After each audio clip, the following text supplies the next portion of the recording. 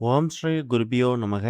ஓம் ஸ்ரீ மகா பெரியவா சரணம். வரும் ஜூலை 10ஆம் தேதி வெள்ளிக்கிழமை ஆனி மாதத்துல வரக்கூடிய கிருத்திகை நட்சத்திரம். முருகப்பெருமானுக்கு முன்னாடி இப்ப நாம சொல்லக்கூடிய இந்த ஒரு பொருளை வைக்கிறதால பலவிதமான நன்மைகள் உங்களுக்கு ஏற்படும். தெரிந்தோ தெரியாமலோ உங்களுக்கு இருக்கக்கூடிய எல்லா விதமான கஷ்டங்களும் நீங்கும். அது என்ன வழிபாட்டு முறைன்னு பார்க்கறதுக்கு முன்னாடி நம்மளோட வீடியோஸை இப்பதான் நீங்க ஃபர்ஸ்ட் டைம் பார்க்குறீங்கன்னா மறக்காம சப்ஸ்கிரைப் பண்ணிக்கோங்க. தொடர்ந்து இது மாதிரி அப்டேட் தெரிஞ்சுக்கிறதுக்கு பக்கத்துல நோட்டிஃபிகேஷன் பெல்லை கிளிக் பண்ணி ஆல் அப்படிங்கிறத செலக்ட் பண்ணிக்கோங்க.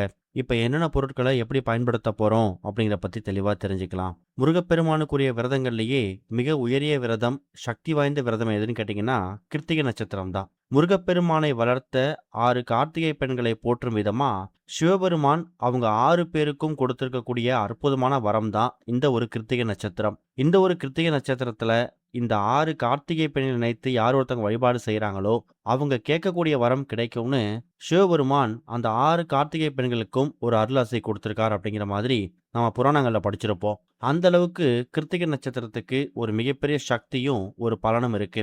இன்னொரு பக்கம் அந்த ஒரு கிருத்திகை நட்சத்திரம், அந்த கிருத்திகை விரதம் என்ன மாதிரி நாட்கள்ல வருதோ அதை பொறுத்து அதோட பலன்களும் மாறுபடும். உதாரணத்துக்கு இந்த மாதம் ஆனி மாத கடைசியில வரக்கூடிய இந்த ஒரு கிருத்திகை விரதம் நமக்கு வெள்ளிக்கிழமை சுக்கிரவாரம் வந்திருக்கு. சுக்கிர பகவானோட அருளை பரிபூர்ணமா பெற்றுத்தரக்கூடிய இந்த நாள்ல முருகப்பெருமான் வழிபாடு நம்ம செய்யும் போது வாழ்க்கையில நினைத்து பார்க்க முடியாத பல மாற்றங்கள் ஏற்படும். வீட்டில் இருக்கக்கூடிய எதிர்மறை விஷயங்கள் வெளியேறணும், நடக்காத காரியங்கள் நடக்கணும், திருமண தடை அகலணும், குழந்தை பாக்கியம் கிடைக்கணும். இது மாதிரி எந்த கோரிக்கையை முன்வைத்து நீங்க கிருத்திகை நட்சத்திரத்துக்கான விரதம் இருந்தாலும் நிச்சயம் அது ஒரு நாள் நடக்கும். அதுதான் முருகப்பெருமானுக்குரிய அற்புதமான ஒரு சக்தி. நம்முடைய தனித்தனி கஷ்டங்கள் தீர்வதற்கு தனித்தனி தெய்வங்களை வணங்குவதற்கு பதிலாக ஒட்டுமொத்த கஷ்டமும் ஒரே நேரத்துல சரியாகணும் அப்படின்னா கலியுக தெய்வமாக இருக்கக்கூடிய முருகப்பெருமானை வணங்கலாம். முருகப்பெருமானை ஒரு மாதத்துல வழிபாடு செய்வதற்கு வளபிறை சஷ்டி, தேய்பிறை சஷ்டின்னு 2 சஷ்டி வந்தாலும் மாதத்துக்கு ஒரு முறை மட்டும் வரக்கூடிய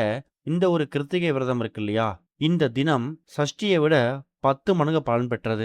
அப்படிப்பட்ட இந்த ஒரு கிருத்திகை நட்சத்திரம், அந்த கிருத்திகை விரதம் ஜூலை 10ஆம் தேதி வெள்ளிக்கிழமை காலையில 10 மணி 7 நிமிஷத்துக்கு ஆரம்பித்து மறுநாள் சனிக்கிழமை காலையில 8 மணி 39 நிமிஷம் வரைக்கும் இருக்கு. எப்படி பார்த்தாலும் வெள்ளிக்கிழமை நமக்கு காலையில 10 மணிக்கு மேல கிருத்திகை நட்சத்திரம் தான். ஆனா வெள்ளிக்கிழமையில காலையில 10:12 ராகு காலம் இருக்கு. மதியம் 3:04 யமகண்டம் இருக்கு. பகல் நேரத்துல வழிபாடு செய்யறவங்க நினைக்கிறவங்க மதியம் 12:30 1:30 இந்த 1 மணி நேரத்தை பயன்படுத்திக்கலாம். அப்படி பகல் நேரத்துல வழிபாடு செய்ய முடியாதவங்களுக்கு அற்புதமான ஒரு நேரம் மாலை 6-7 மணிக்கு மேல தாராளமா நீங்க கிருத்திகை நட்சத்திரத்துக்கான பூஜைகளை பண்ணிக்கலாம். அதுலயும் இப்ப நாம சொல்லக்கூடிய இந்த 3 பொருட்களை பயன்படுத்தி பண்ணக்கூடிய பரிகாரம் இருக்குல்ல, இது எதிர்பார்க்காத மாற்றங்களை உங்க வாழ்க்கையில ஏற்படுத்தும். இந்த எல்லா பொருட்களையும் ஒன்றாக சேர்த்து முருகப்பெருமான் பாதத்துல கிருத்திகை விரதம் அன்னைக்கு வைக்கிறதால நீங்க கேட்கக்கூடிய எல்லா விஷயங்களும் அப்படியே நடக்கும். வீட்டில் இருக்கக்கூடிய கெடுதல்கள் நீங்கும். அதுல முதல் முக்கியமான பொருள் என்ன அப்படின்னா வெண்கடுகு. இந்த வெண்கடுகு அப்படிங்கிறது கடுகு தான், ஆனா பார்ப்பதற்கு வெள்ளை நிறமா காட்சியளிக்கும்.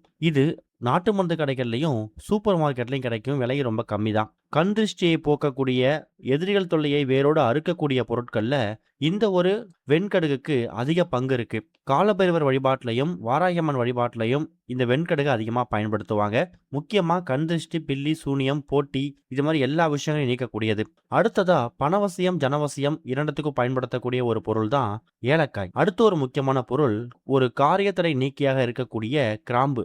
தோஷ நிவர்த்தியாகவும் பயன்படுத்தக்கூடிய பொருள் இந்த கிராம்பு தான். கடைசியா ஒரே ஒரு துண்டு சிறிய அளவு, ரொம்ப பெரிய அளவுல இருக்கணும் அவசியம் இல்ல, ரொம்ப சின்னதா ஒரே ஒரு துண்டு பச்சை கற்பூரம். பச்சை கற்பூரம் அப்படிங்கிறது மகாவிஷ்ணு அப்புறம் மகாலட்சுமி தாயார் இவங்க 2 பேரும் வாசம் செய்யக்கூடிய ஒரு பொருள். இந்த மாதம் ஆணியில நமக்கு வெள்ளிக்கிழமையில கிருத்திகை வந்திருக்கிறதால வெள்ளிக்கிழமை மகாலட்சுமி தாயாருக்கும் உகந்தது தான். அதனால ஒரே ஒரு துண்டு பச்சை கற்பூரம் எடுத்துக்கோங்க.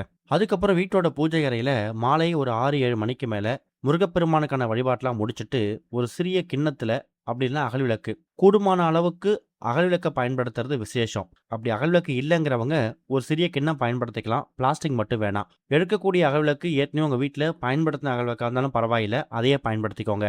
அப்படி எடுத்து வச்சிருக்கக்கூடிய அந்த அகல் விளக்குல முதல்ல வெண்கடுகை கொட்டி பரப்பி வச்சுக்கணும். அதுக்கு மேல ஒரே ஒரு துண்டு ஏலக்காய், ஒரே ஒரு துண்டு கிராம்பு, கடைசியா ஒரே ஒரு பச்சை கற்பூரம். இந்த ஒட்டுமொத்த அமைப்பையும் ஒன்றாக சேர்த்து முருகப்பெருமானுக்கு முன்னாடி பாதத்துல வச்சுட்டு உங்களோட எல்லா விதமான கஷ்டங்களையும் நீங்க முருகப்பெருமான் கிட்ட முன்வைக்கலாம். கூடவே வெள்ளிக்கிழமையில இந்த மாதம் கிருத்திகை வந்திருக்கிறதால சுக்கிர பகவானையும் மகாலட்சுமி தாயாரையும் சேர்த்து வணங்கிட்டு நீங்க உங்க பூஜையை முடிச்சுக்கலாம். இந்த ஒரு அமைப்பு முருகப்பெருமான் ஃபோட்டோவுக்கு முன்னாடி அப்படியே இருக்கலாம். நீங்க அத எடுக்கணுங்கிற கட்டாயம் கிடையாது.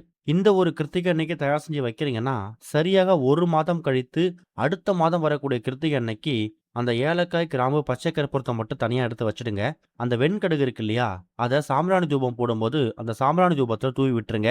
மறுபடியும் அடுத்த மாத கிருத்திகையில அந்த வெண்கடுக மட்டும் புதுசா கொட்டி வச்சுட்டு, நீங்க எடுத்து வச்சிருக்கக்கூடிய ஏலக்காய், கிராம்பு, பச்சை கற்பூரத்த மறுபடியும் அது மேல வச்சு முருகன் பாதத்தில வச்சுடுங்க. இது மாதிரி ஒரு கிருத்திகை அன்னைக்கு பண்ணும்போதும், நிச்சயம் அதுக்கான பலன் உங்களை தேடி வரும். நம்பிக்கையோட பண்ணுங்க. நல்லதே நடக்கும். ஓம் ஸ்ரீ குருபியோ நமக. ஓம் ஸ்ரீ மகா பெரியவா சரணம்.